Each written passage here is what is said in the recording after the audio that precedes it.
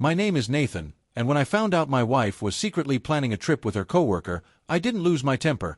I came up with a plan of my own. It started small. She called him just a friend. His name was Ryan, a project manager at her office. At first, I didn't think much of it. She mentioned him often, how funny he was, how smart he sounded in meetings. I smiled, pretending I didn't notice how her eyes lit up when she talked about him. But things began to change. Late-night messages. Inside jokes I wasn't part of. A work dinner that turned out to be a two-person outing. When I asked her about it, she rolled her eyes. "Oh, come on, Nathan. Don't be jealous. You know I'd tell you if anything was wrong." I nodded, but my gut knew better.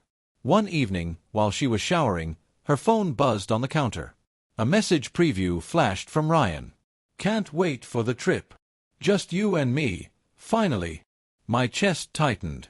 I opened the calendar app. A 2-day work conference in the mountains. No hotel name, no meeting details, just conference. I didn't confront her right away. Instead, I called someone else. Ryan's wife, Melissa. We'd met briefly at a company event. I remembered how polite, even shy, she was. When I told her what I'd found, she went quiet for a long moment. Then she said softly, "I had a feeling." We agreed to meet the next day. No yelling, no drama, just clarity. She showed me screenshots from her phone, late-night calls, hidden chats, pictures from previous work events. Everything lined up. I looked at her and said, "If you're up for it, I have an idea." 3 days later, the trip began. My wife thought I was out of town visiting family. She'd packed her suitcase, cheerful as ever, saying, "Don't worry about me. It's just a boring conference." I smiled. "Have fun." Meanwhile, I drove with Melissa, 2 hours to the same mountain resort. We booked the cabin next door. It wasn't revenge we were after. It was truth.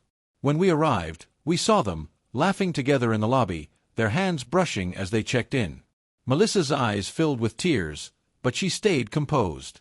We waited until evening. Their cabin lights flicked on, laughter echoing faintly through the cold air. Then Melissa took a deep breath, straightened her coat, and said, "Let's do this." We knocked. My wife opened the door, wine glass in hand, and froze. "Nathan," she whispered. Her face went pale. Behind her, Ryan stepped into view. When he saw Melissa, the color drained from his face too. Nobody spoke for a full 10 seconds. Then I said calmly, "Since this is a work conference, we thought we'd join you." My wife stammered, "I can explain." "No need," I interrupted softly. "You already did. Every text, every lie, every conference, that wasn't." Melissa looked at Ryan. "You could have told me you wanted out. Instead, you chose this." He opened his mouth but couldn't find words. I turned to my wife. "I don't need details. I just needed to see it for myself. And now I have." I set a small envelope on the table, hotel receipts, screenshots, printed messages. "This," I said quietly, "is everything you hid. Keep it. I don't need it anymore." She was crying now. "Nathan, please."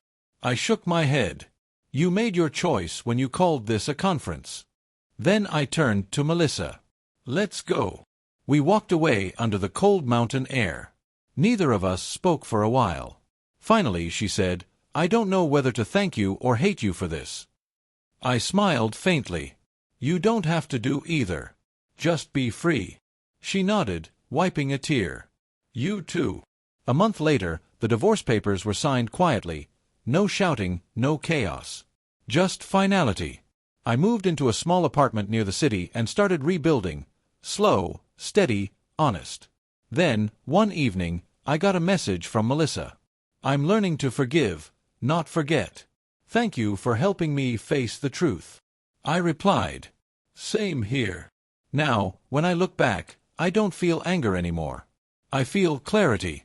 Because sometimes, the most powerful thing you can do isn't revenge, it's composure. I didn't ruin their trip. I just showed up with the truth. And the truth was enough.